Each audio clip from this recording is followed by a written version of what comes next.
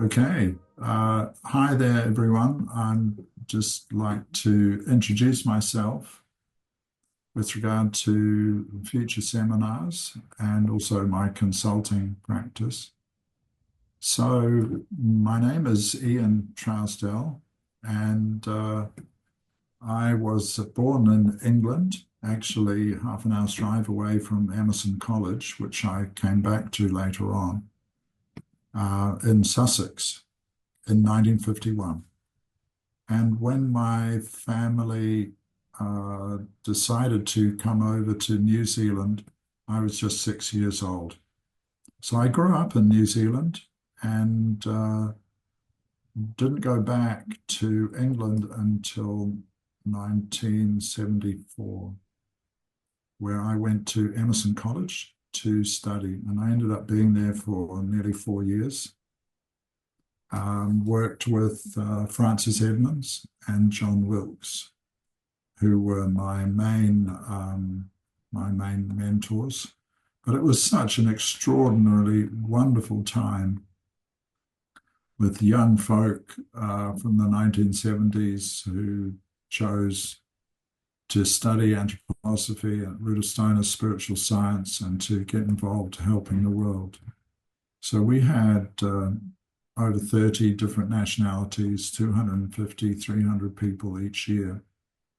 And while I was there, I did the foundation course, just studied a broad range of every aspect of Rudolf Steiner's spiritual science and how it affects the world, with someone coming in from somewhere in the world to run a course for a month.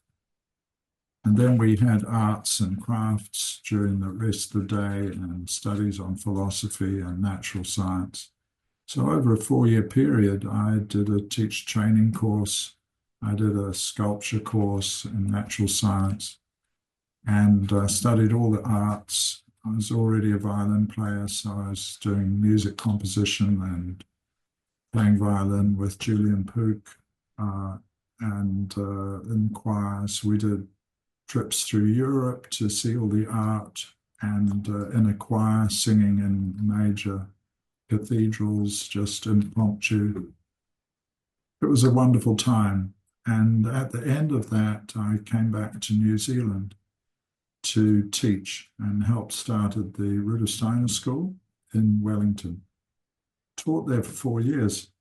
But at the same time, I was working with Flowform, having learned how to design Flowform with John Wilkes, where I'd studied with him for 2 years, learning metamorphosis and natural science, and many aspects of Goethean science. And we designed new Flowform for big exhibitions and projects in Europe. So then, back in New Zealand, I was also starting a Flowform business while being a Waldorf teacher. And the Flowform business built up and started getting some major projects around New Zealand, and I couldn't do both. So I stepped into Flowform work full time. Meanwhile, Alison, my wife, and we were having our family. We ended up with 4 sons and a daughter. And life got very busy. So from that point onwards, and we're talking now in the 1980s, I moved up to Hawke's Bay, and the children went to the Steiner School, which became known as Taikura in Hastings. In 1990, I went back teaching. The Flowform work was growing through the biodynamics and Peter Proctor, and other folk were helping develop and run that while I was partly involved. I had 10 years teaching lower school and then high school in Taikura, and also taught adults at the Taruna Education Centre in Havelock North, particularly to do with water, biodynamics, to do with sculpture and metamorphosis, and also helped with teacher training. So round about the 2000s, we I left teaching because Flowform had built up. And on top of that, we had bought a farm in the 1990s. So I'd been involved with some biodynamic agriculture, though it was primarily for the wonderful large woolshed that became a workshop for Flowform and also for research into water's effect in biodynamics.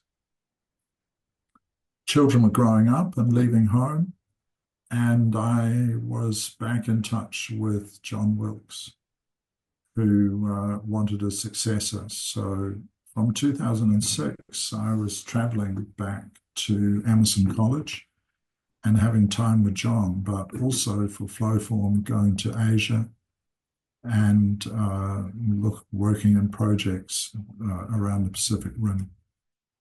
So this all meant for a busy life with lots of experiences and meeting a lot of different people. It was decided that I would become John's successor, and so we planned to go and live at Emerson College again in Sussex from 2011.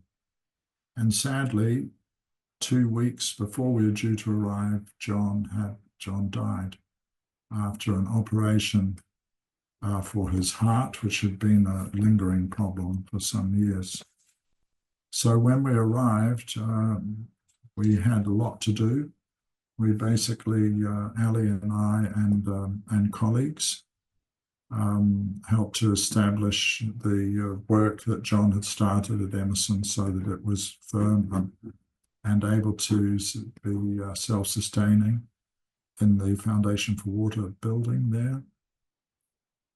And we started quantum coherence research into Flowform. So I was involved with managing that and also traveling for Flowform. And at the same time, I met some folk who were active in spiritual science in Europe. This is Dorian Schmidt and Antje Schmidt and Frank Burditch. They were the main ones that I worked with. And this leads to the fact that I've had two lives. I've had another life, which has been the life of the inner world. And this has emerged more into the open because from the 1977, when I was at Emerson first, until about 2017, I didn't talk about this to really anyone. 2 or 3 people who understood I spoke at length, and they became helpers. A Māori tohunga, a Canadian Buddhist monk, and so folk like this. So what happened for me out of this experience at Emerson College, where Francis Edmonds was my, so to speak, esoteric teacher, as well as Adam Biddleston and Jesse Darrell.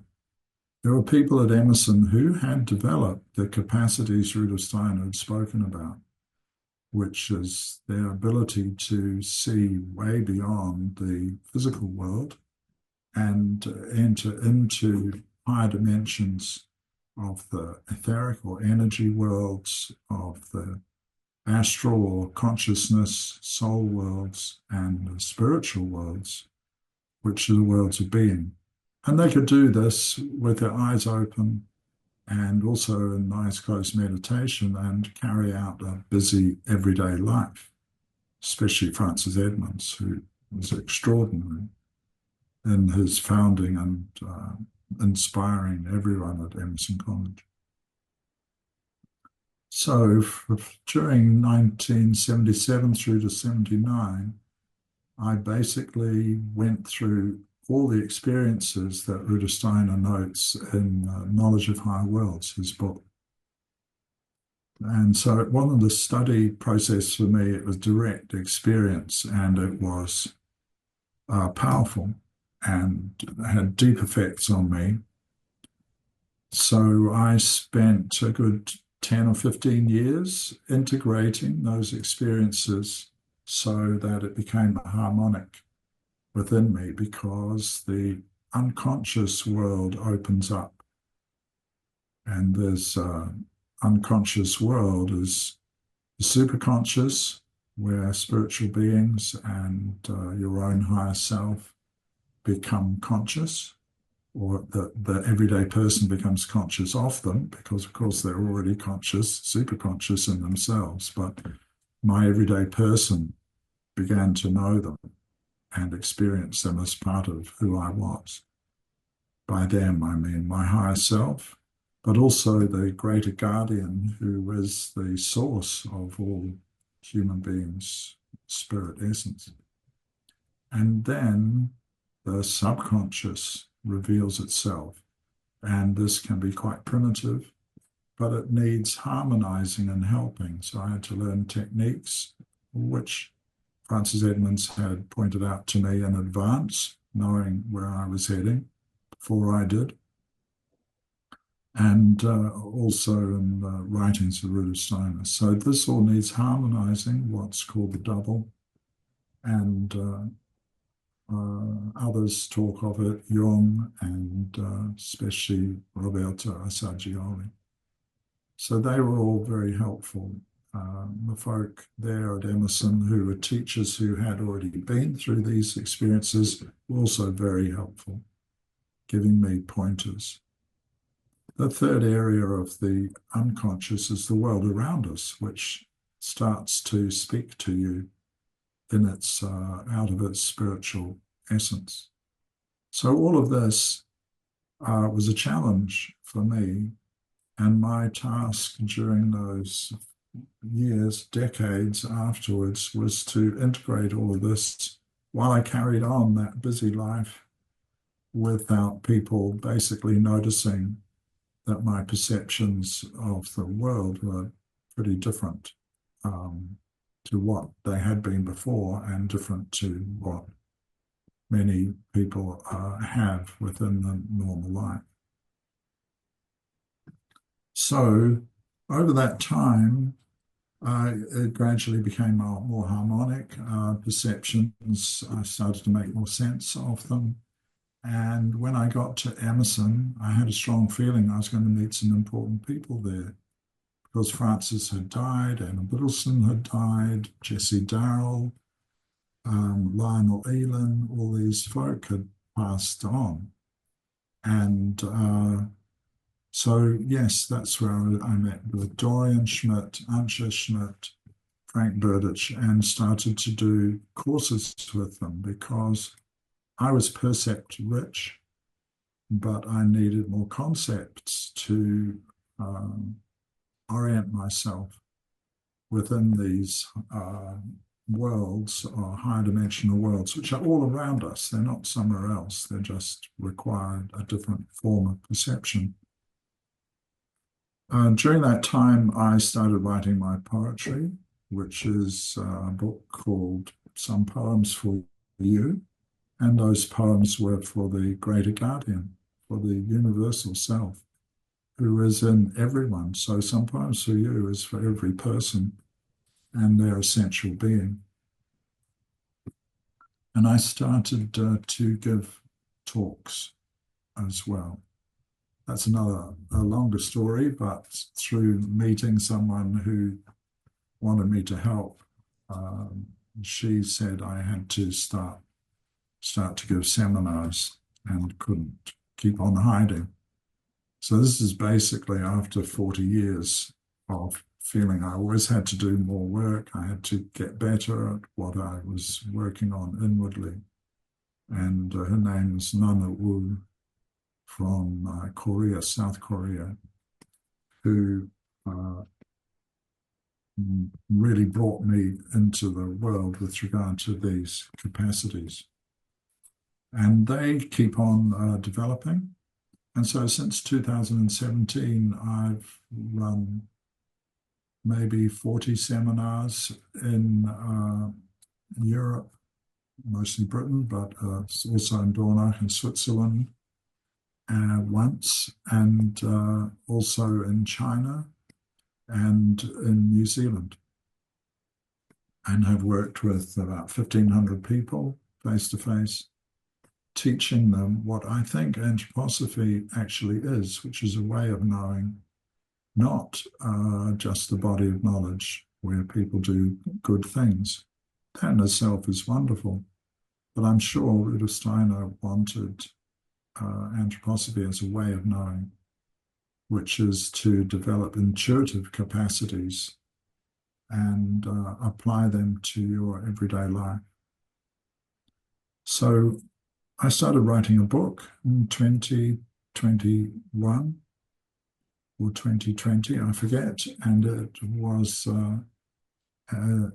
is called How to Know Reality, and it's become a complete presentation of what I think anthroposophy is, alongside the essence of other traditional wisdoms, particularly with regard to awareness.